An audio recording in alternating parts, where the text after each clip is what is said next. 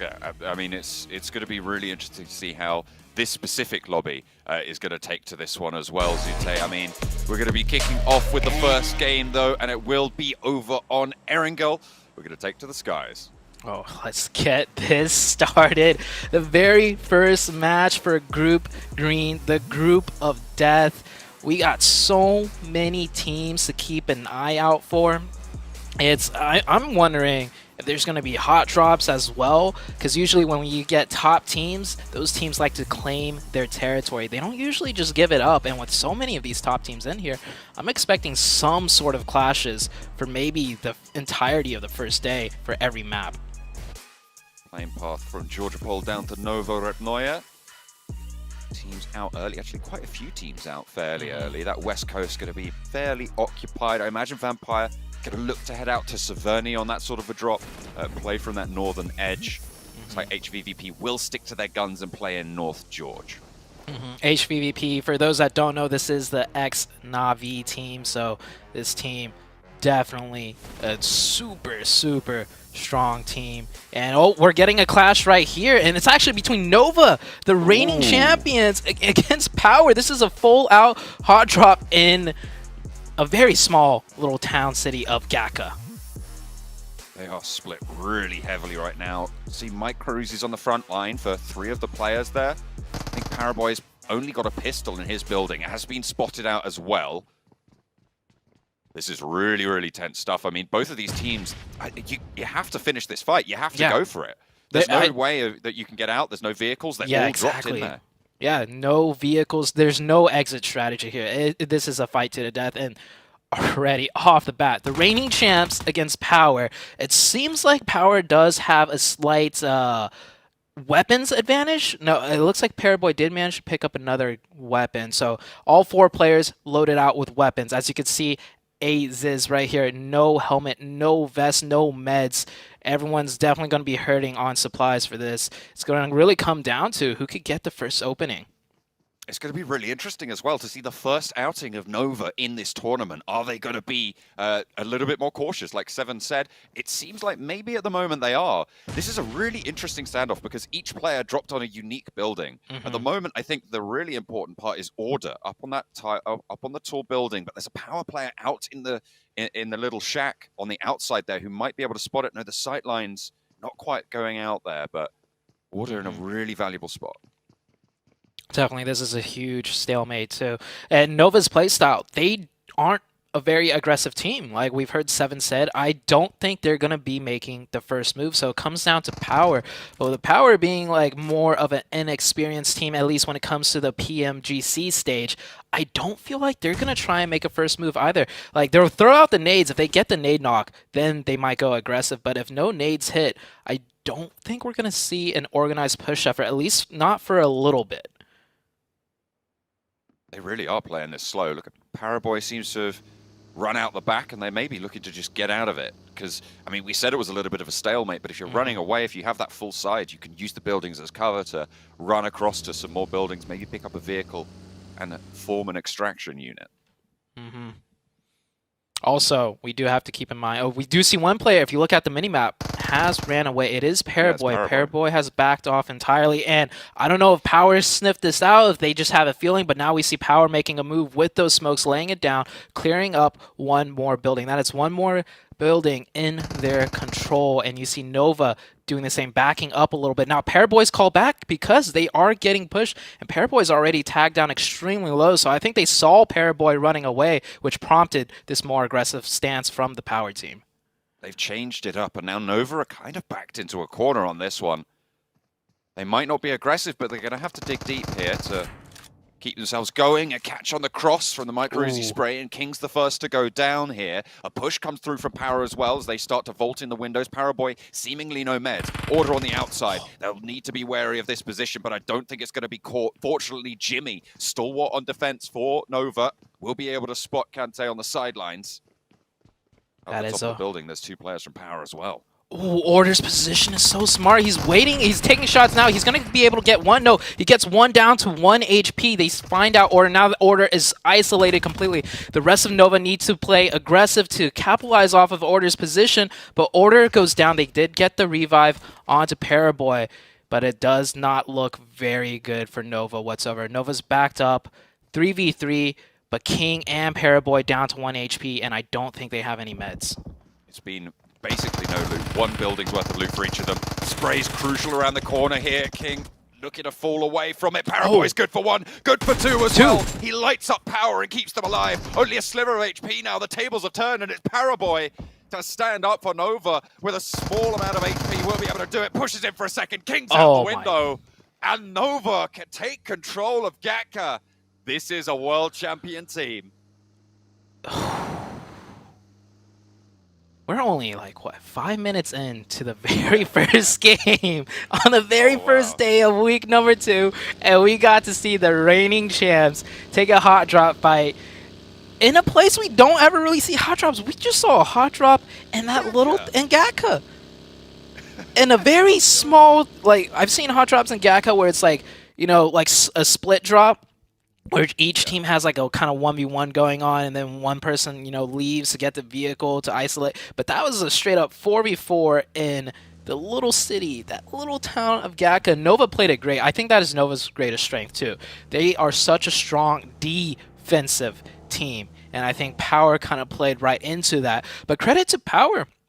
I think the way they methodically approached that did end up, you know, being almost favorable for them. It was just that one corner peak that Nova played so well and took down 2 of the Power members, and then Power ultimately found themselves up in a 1v3. My question is though, Blank, was that, you know, like dominant enough for Nova to claim that Gatka spot as their split drop? Is Power going to have to, you know, change things up just based off of that? That's really the big question, isn't it? Do you take the L there, or do you try and lean on the fact that you were in control of the fight for most of it there? Yeah, it was just a really solid double spray down from Paraboy that won that engagement, right? It was individual play that won that for Nova, instead of necessarily that that prowess that we've come to expect from them. Yeah. Another thing to keep in mind, though, I don't know how familiar the Power team is with Nova, but usually it's Order, you know, in those close-range situations that clutch it up for the Nova team. So the fact that Order didn't actually play that crucial role, he was the first player to go down, and Nova still managed to win that out. It's kind of scary, you know, like you took down their strongest close-range player and that of Order, and you still ended up, you know, not finishing out the fight and winning. But with that fight being done, we still got a lot of heavy hitting teams to watch out for, and we haven't even got to mention the Circle itself. The Circle is actually pretty much smack dab in the middle. It does create an interesting prospect with that river running down the middle between the north side of Erangel and the south side. So we might see some very interesting shifts coming up. But besides that, everyone just posturing up right now. A lot of teams you see rotating in. Nova, I believe, will be rotating in way later and probably even looting in the blue zone for a little bit. So we won't see them in any action for some time, I imagine, as they do need to pick up a lot of loot. I mean, yeah, look at that. They're actually just into the circle now for Nova, which is nice. But Alpha 7 all the way down south. Circle pops again. It does keep that river split in things, but it leans a little bit heavier to the north, Zute. Just a little bit to the north. And with a new change, we might not see... So we were talking about the circle changes earlier, right? It doesn't hard shift as much. The circle doesn't shrink as much. I think that makes this zone more difficult than ever before, because usually we'll see some sort of hard shift, and then teams by the third circle will know, okay, it's the north side of the river, or okay, it's the south side of the river. But this one, we might keep that river in play the whole way through, which puts a huge question mark on everyone's mind throughout the rest of this match. And here's another fight coming up. We do have 2 teams going out, and we're already seeing 2 players went down. Y'all here, or the Alliance, or... This is you do Alliance, yeah. Yeah, you do Alliance. There we go. You do Alliance going in against Fireflux on the top of the hill. At the moment, Fireflux taking the majority of the punishment. They've lost a player already, with 1 down on both of the sides. That leaves it in a 3v2 after those reses, a 4v3. and it looks like they're just going to try and disengage from this one. Solus will be left out to dry, so it's going to be 4 players for Udo Alliance still carrying on in, and Fireflux only on the 2 with Lutz and Ketch. A quick disengagement because we did have that recent zone shift, so they're going to prioritize the rotation rather than continue that fight, and they were in a big disadvantage as well. And Alpha 7 coming in from the blue zone after looting military base does end up running into Nova, so this is definitely a domino effect 3v4 situation. I believe Alpha 7 here with 4 players up, probably better looted as well, and Alpha 7's one of the strongest fighting teams. We see them take 4v4s all the time. This time it's a 4v3, and King needs to move out from that nade. He does dodge it. I don't think King knows where Carrillo is. That nade's going to hit. Seen that nade come through. No, it's just short of the car. Carrillo wants to put another one towards the back there. This time it should be on target. Bounces off the bonnet and on to King. That's what you're looking to find. But in the meantime, the remaining 2 players, Paraboy and Jimmy from Nova, will have flooded around the edges. Carrillo might have been leapfrogged in terms of priority movements, but cuts down Paraboy on the cross. He thought he was safe with the smoke, but Jimmy's there now. Last player for Nova and Alpha 7. They're going to swarm the Sharks themselves. Revo careening over the top of that ridge line there, pushing in. Jimmy now left high and dry by the rest of the squad. Alpha 7 don't want to let this one go, and that's going to be it. Paraboy, King, both fall. And Nova eliminated, down to Alpha 7. Yeah, Alpha 7, a great pickup there for 3 points. We saw they were just rotating. The other 2 members were trying to find a spot in zone. They were not expecting that fight. Nova as well probably was not expecting that fight, but that is Nova already out in the first match. They do pick up 4 points though, and I think for Nova, this isn't going to shake their confidence whatsoever. This was a more of a strange start for them. Once they get into the groove of things, we'll probably see them do Nova things. The next circle shifts out to the northeastern side.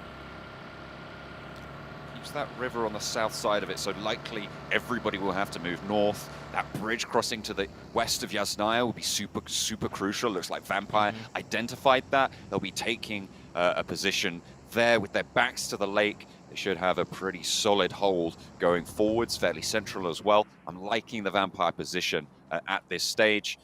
There's a lot of teams already with positions in this circle though. It's going to be EVOS, Fireflux, Udo Alliance, Alpha 7, and actually is that the Pittsburgh Knights going to give a little bit of jip down the south to Alpha 7, potentially? I was just going to mention that. The Knights actually rotating back down into the blue to wrap all the way up and around to the northern side. I think that's a pretty smart move. If you're rotating south up to north, the only way you get up there is through those 3 separate bridge crossings, and no one wants to risk a team camping the bridge here. But Damwon Gaming here find themselves in a tough position. They are pretty central of the map, so hopefully they'll get a few circles, but I think they're pretty much locked into this tower at this point. Not a very good spot to keep your vehicles alive, so no real exit strategies for them. So it's a difficult position, but I mean, it could keep you alive for a very long time. If you don't have to leave, then you're going to be fairly safe, because Vampire is essentially acting as a guardian for you on that position. It'll be interesting to see the dynamics there. You do Alliance moving in from the west side, scouting forwards with 2, playing sort of as a 2-2 split on this rotate. Repo Boy sailing on past HVVP further down the hill, currently playing there, 2-2 split in the compound of on the junction of those pathways. Should be fairly safe on that side, but they are going to have to play edge at this point. USG Donuts here taking a few shots at the Alpha 7 team, trying to creep on in onto the edge of zone. Alpha 7 always finds himself on the edge of zone. I mean, they loot military base, so they're very comfortable with fighting their way into the zone. This is going to be more of a difficult fight, though, as we do have the Knights rotating in here very late as well, running into HVVP, taking a lot of shots. 2 players going down really low health. Spec is knocked out of the vehicle. Tensa down to 1 HP, and he also gets caught by Kitsune right there. Long-range monsters here coming out of HVVP, and that is the Knights down to 2 players already. I mean, this is their 2-2 split. They have that outpost to the south. They can identify these pushes early, coming on through, spot with those sightlines, and then take shots, be prepared to go for that duel. Lit up by it on the ridgeline. They're actually, I think that might have been missed by Meku on the top left of his screen as the buggy crested the ridge. That is a brutal shift, actually, down to the south. Vampire Esports, though, they're laughing. Oh yeah, Vampire loves that shift. A great shifter, Alpha 7 as well. They don't have to navigate into the north where there's like 16 teams, 15, 14 teams ahead of them. Now they get a nice zone shift to the south. Same for Star Wars Esports there on the southeast, but all the teams on the north side are going to have to cascade down, and every strong position is pretty much already taken. The Knights manning that small building as a two-man. I do imagine the team might be full sending crashing that, and here we see the rotations coming in. One team taking the bridge, the other team taking the other side of the bridge. There's so little real estate left. Everyone's fighting for every little piece of territory they can. Ooh, Inco on the far side of the bridge right now. 1 Million Gaming trying to play on the close. They both went past down one, who have lost two of their players. Vampire Esports taking shots out this way. They have got the cover from the tower. Hopefully they can get those reses through. 1 Million moving across. You can see Marshall there on the bottom of your screen, swimming across to the other side of the river. A really smart rotate. It's time crucial, though. It's time sensitive, because the more teams start to pack themselves into this area, the more likely it is to get spotted. Venom holding on the close side this time around, but they're not going for the engagement just yet, Zute. Yeah, I love that heads-up play from 1 Million. Immediately sending one player to the other side, whereas the side of Inco, it looks like they came here just a tad too late, and they're already on the back foot of things. V2 might have had the same thought, but now he's just caught in the middle. Taking a look at the rest of the map right here, we see USG Donuts in a small compound just right across from the Knights. These teams are all in the zone. Looking at the mini map, though, we still have 3 full teams not in the circle yet. HVVP, UDO Alliance, and the EVOS team still have yet to make their way into the circle. And here we see HVVP just slowly, methodically working their way in. They do like to sweep, and when they get on the roll, there's very little that can stop them. On that western side, teams better watch out. In the meantime, Stalwart, who thought they might have to cross the river, will just not have to in this gas station. I mean, this is such a strong position for them to be surviving into the top sort of 6 teams moving forwards. Pittsburgh Knights getting hunted down by HVVP as they turn their attention to another team over the hill line. Double knock. 2 of them get lit up. They just struggle to get through the door. Kitsune might be able They're gonna to push get in for a res. Is this a push coming through? Potentially. I mean, the USG Donuts do have the tempo on it, but HVVP do not want to let this one go. This is half of their roster. They can't afford to let it go at this stage. 14 teams alive. Meku moving in for the backup. If USG pushes this, I am thoroughly impressed. Rarely do you ever see a team further into the zone push away from the zone to take a fight. Those 2 knocks definitely made them think about them. We saw them, thinking about it, which I love. They went to a higher ground position, see if they could get another knock, but they couldn't, so they're going to go back into their compound. A nice attempt there, right there. Skylights right now, holding down the gas station, pinning down UDO Alliance. UDO Alliance is in the zone, though, but both of these teams on the edge of circle. Vampire Esports starting to leverage their position that they were taking up so early, nice and central. EVOS taking heavy punishment on this north side. Lutz, the Lone Ranger for Fireflux right now, fending off against the 4 from EVOS. And the shrink comes through. Vampire still get a lion's share of it, and they're continuing to spray down onto these northern hills. UDO Alliance taking the shots over on the north side as well, uphill, but not really finding the opening too strongly. They've yet to make that full-mounted push. The fight did conclude over by the bridge. In the meantime, as Inco fall, but 1 Million Esports not looking super healthy either. We have ST on the other side from the gas station taking shots, picking down 1 player, and Star Wars, they have to push into zone. They might be looking at 1 Million's position next, especially since, they did see 2 teams fighting here the whole time, and yeah, they're going to make the push. Very smart push. They're not going to take the bridge because we have 2 teams right now across the bridge with sightlines, Damwon and Vampire, so they're going to swim across top already, making a slow swim over. He's going to find sightlines. That smoke helping Top out a lot. 1 Million not able to see Top, swim on up there. Now Top has found a nice position right there across the bridge for his team. We'll start to put nades over this way as well. I mean, that could be it, done and dusted. 1 knock goes through. Marshall's still out in the water. Really nice find, and Stalwart will wrest control of the underside of the bridge. It's really good launching point to move forwards as well. Some nice cover, and they've cleared out their back as well. Not really going to be too worried about threats from that angle. Nopes from Pittsburgh Knights might get a sideswipe on them, but it should only be good for 1 at the most. Yeah, I think most likely Coops should just play quiet. He can maybe knock 1, knock 2, but this is Star Wars. They're going to return fire and at least, so that Coops can't finish any players off. Here we have HVVP taking their time, making their way in already for easy eliminations, and I don't believe players really took any damage so far throughout the entirety of this match, so looking very strong. They have the western side of that zone within their control. Yeah, I mean, those 2 knocks coming through from USG Donuts seems to have been recovered really quite effectively here. And now it's their turn to take shots over towards USG Donuts. They did just come off the back of a fight as well when they did take that double knock, but it's really, really solid on the west side. Evos on the north did manage to move through, but they've been a little bit slimmed down, playing on a lightweight setup with only 3 of them remaining. Microboy did fall. Lux fighting on pretty valiantly here, but a nade is going to fly forwards, pushes the fight into it, but it's not going to be good for any more than a tickle of damage as Fireflux finally eliminated. And also, Bacon Time and Alpha 7 got into a 4v4 engagement that we didn't get to see, and Bacon Time actually came out on top. Alpha 7 also eliminated. Pressing the ridge against the USG Donuts.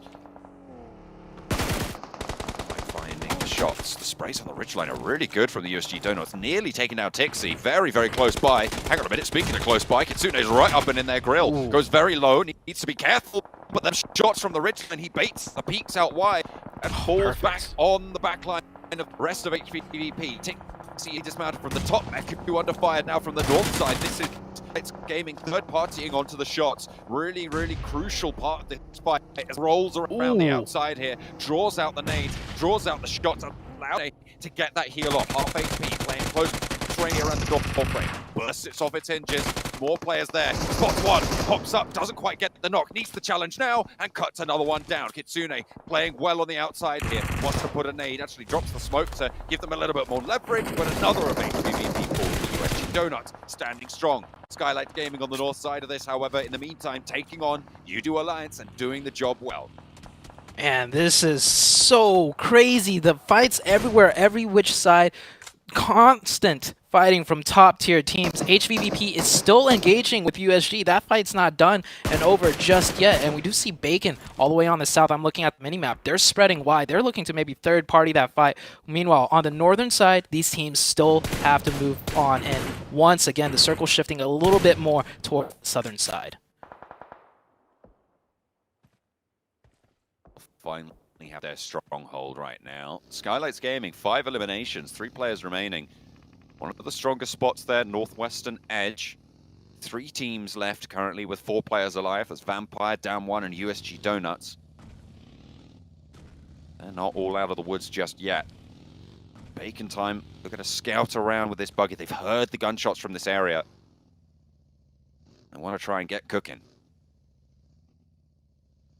Matic. The last one up for HVVP.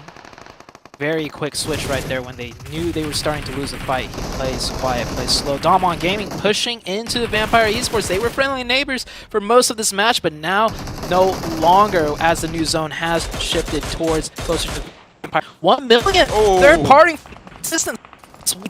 Shots on one team, but both teams, they're looking to make their play now too.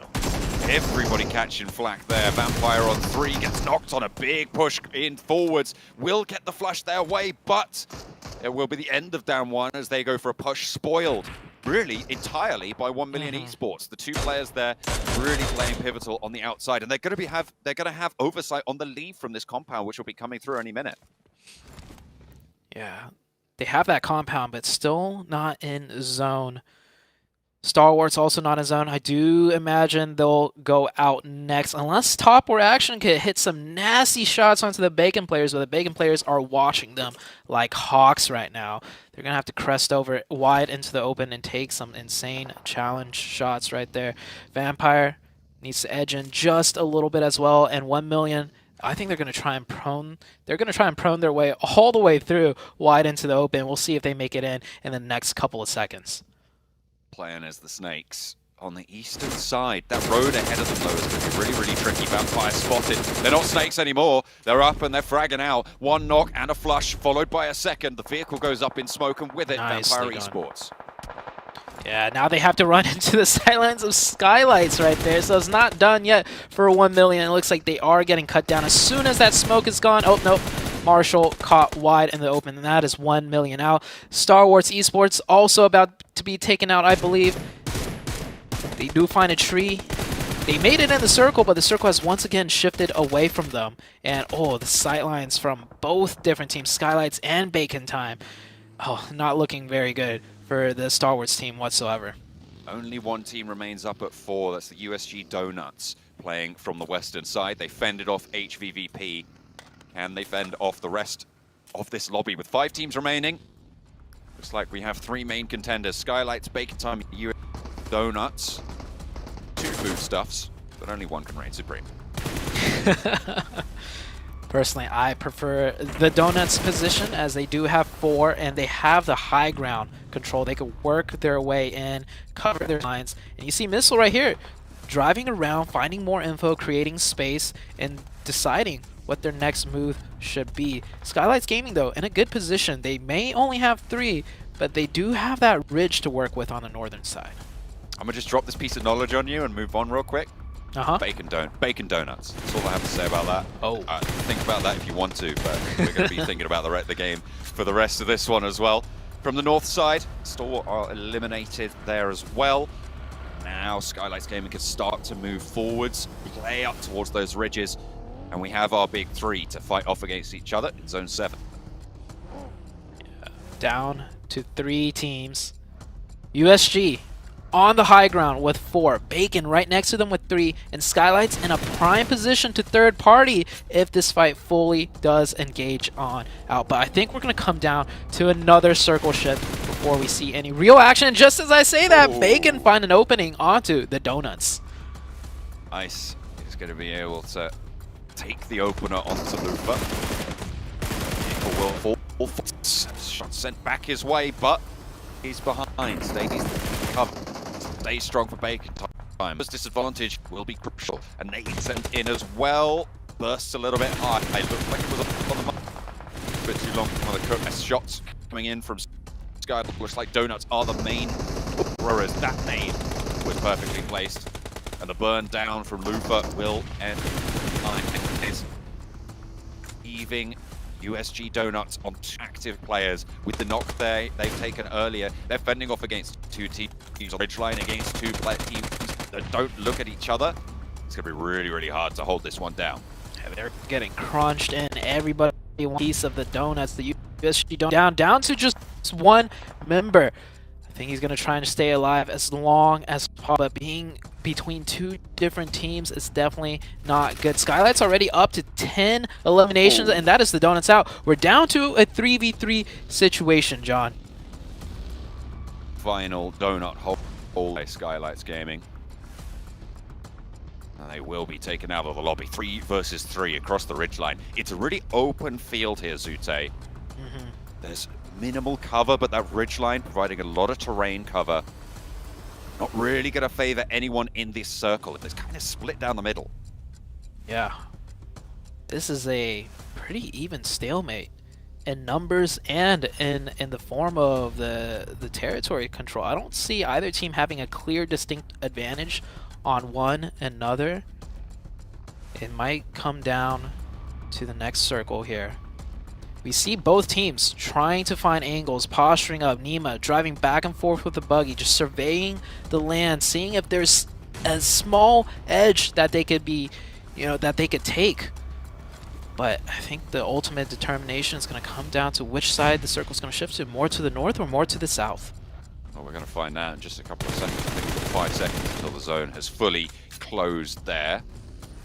Shots over towards some of the players. I mean, that does give a bit of information about Omstyle's position. Sprays over to Nima, so they know one player's location. Information gathering for Skylights Gaming. Aim Really at well these done. maneuvers, and he moves forwards. He knows his position is known, and he can leverage that circle. I mean, it's not going to come through because it's going to shrink right to the middle. I don't think either team has any nades. We would have seen some being thrown at those trees right across the way, so... Oh, there's a volley. Oh, that molly's good! It gets down one. It pushes Mafia Boy off the cover and into the sightlines of the Bacon Time squad. Will be cut down. No way you can go for that res. Noise up high near Nima. Crawling around near the buggy, near those smokes as well. taking a central position could be important, but picking up these players more so. Style up close as well on that bottom of the hill position. He's with the sprays, with DP playing the trick. AJ's got a nade. That nade could be crucial in evening up this fight, but Oh, 3v1. It's just AJ now remaining, and Bacon Time looking to sweep across the hillside, remove Skylights Gaming from the lobby, and they will do just that. It is Bacon Time, with the pink stripes down the sleeves for the first chicken dinner.